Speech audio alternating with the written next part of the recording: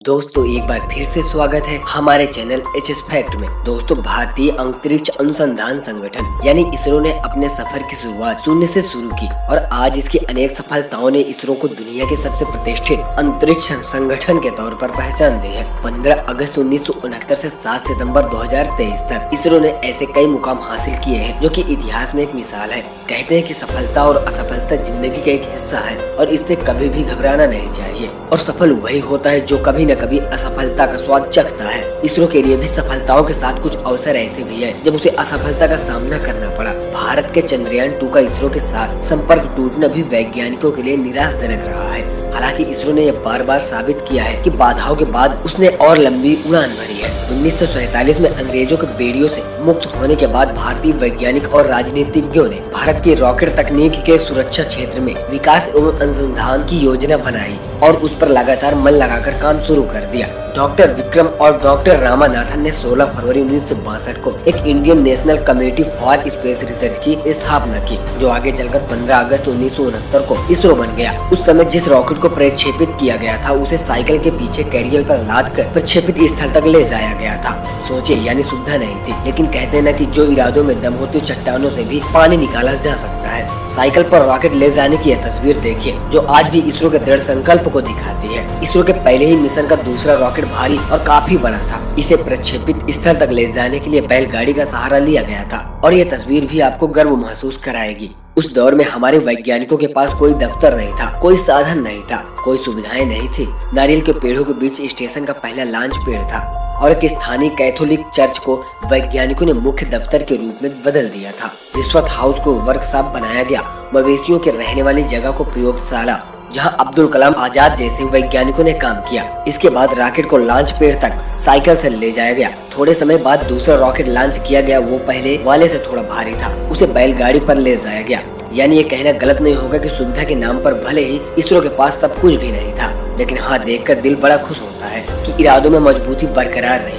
यही वजह है कि आज पूरे देश में इसरो के 13 सेंटर हैं। इसरो ने आज तक अंतरिक्ष में कुल 370 उपग्रह छोड़े हैं। इसरो ने देश के लिए कुल 101 सैटेलाइट लॉन्च किए हैं, जिसमें संचार, आपदा प्रबंधन, इंटरनेट, मौसम, शिक्षा जैसे विभिन्न क्षेत्रों को सेवाएं देने वाले हैं। इसरो के वैज्ञानिकों ने आजादी के बाद से अब तक संचार व्यवस्था को लेकर 41 उपग्रह छोड़े हैं, जिनमें से अभी 15 काम कर रहे हैं। आपको बता दें कि एक समय ऐसा बीता जब भारत के मंगलयान अभियान का मजाक उड़ाया गया था। जी हाँ दोस्तों, सुनकर आश्चर्य लग रहा होगा, लेकिन ये सच है। इस कार्टून में दिखाया गया था कि ग्रामीण का एक शख्स गाय लेकर एलिटिस्ट स्पेस क्लब का दरवाजा खटखटा रहा है और अंदर दिख रहा है कि कुछ लोग बैठे हुए हैं। इस कार्टून की चौतरफा आलोचना हुई थी। खास तौर पर भारतीय ने इसे घमंडी और नस्लील मानसिकता की उपज बताया।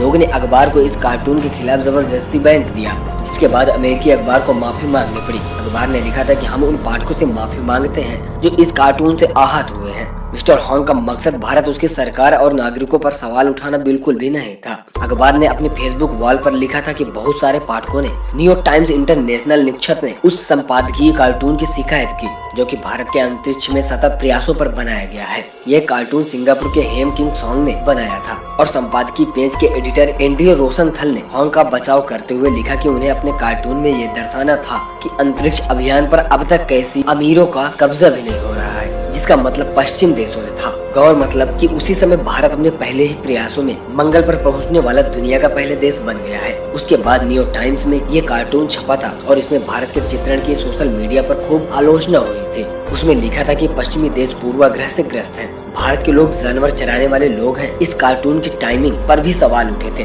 क्योंकि कार्टून छपने से पहले प्रधानमंत्री नरेंद्र मोदी ने अमेरिका के मेडिसिन स्क्वायर में साफ साफ शब्दों में कहा था कि भारत सवेरों का देश नहीं है। और साथ ही दोस्तों, उनके समय बीबीसी स्टूडियो यानी कि जो ब्रिटिश और कास्टिंग कॉर्पोरेशन है, उसका एक बयान भी सामने आया था कि भारत एक गरीब देश है, उसको अपना पैसा स्पेस मिशन की जगह गरीबी मिटाने में लगाना चाहिए। और दोस्तों, ये बयान बहुत ही ज्यादा बेतुका था, जिसे सुनकर हर कोई भड़क गया था। अब आपको बता दें कि इसरो ने कई ऐसे कारनामे किए हैं जो कि देश के प्रतिभा का लोहा दुनिया में मनवाते हैं। इसरो ने 1990 में पोलो सैटेलाइट लॉन्च व्हीकल को विकसित किया। भारत का मानव रहित चंद्रयान मिशन 2008 में बनाया गया था। इससे पहले चांद पर पहुंचने का सिर्फ 6 ही देश कर पाए थे।